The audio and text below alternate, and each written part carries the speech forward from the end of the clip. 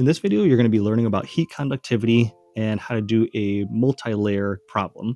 So we have a wall here that has concrete, wood, insulation, and drywall, and we're going to find out the rate of heat transfer with and without insulation. Now, the formula that we would use is K A delta T divided by L, where K is the heat conductivity constant for each of the particular materials, A is the area of the wall, delta T is a change in temperature, in this case from the inside to the outside, and then L is the length the heat has to travel, which is basically the thickness of each layer. Now, before we get further into the problem, we're going to want to divide the numerator and the denominator by K, which is going to take the K out of the numerator and have it as part of the denominator. To incorporate the several layers in this problem, we're going to have A times delta T in the numerator, and then several L over K values, depending on how many layers there are. In this case, we have 4 different layers, so it's slightly lengthy, but not too bad. So let's go ahead and get into the actual calculation. We have concrete, wood, insulation, and drywall. So we're going to have 4 L over K values that are on the bottom in our denominator. First of all, we're going to find the area, which is just 2 by 3. So it's going to be 6 meters squared. And then we have a delta T of 15, because it's 30 degrees Celsius on the inside, 15 degrees Celsius on the outside. So we have 15 degrees Celsius as our delta T.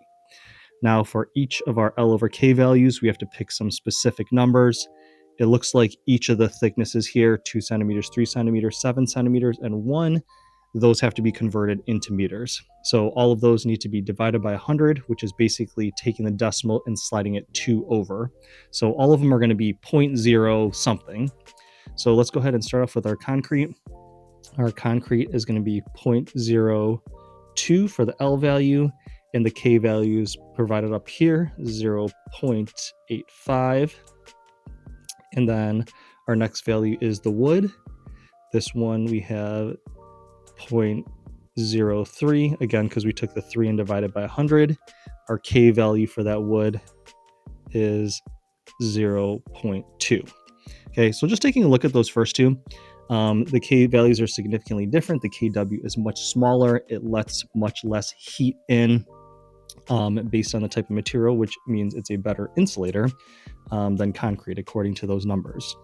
All right, so let's keep on going. We have our insulation, which is our main part that is going to keep the heat from leaving the inside, and that's going to be 0.07 divided by a very small K value, because the insulation, its main job is to insulate. Therefore, it should have a very, very small K value, so it does not allow heat to transfer through it very easily.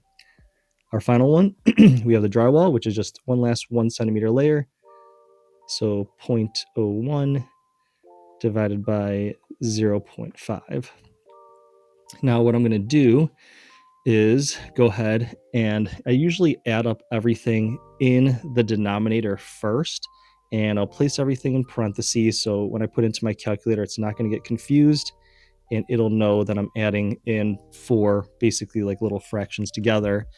The top is 6 times 15, so that's just 90. So I know I'm going to take 90 divided by the sum of these 4 fractions in the very end, and I end up getting 2.56 joules per second, or watts.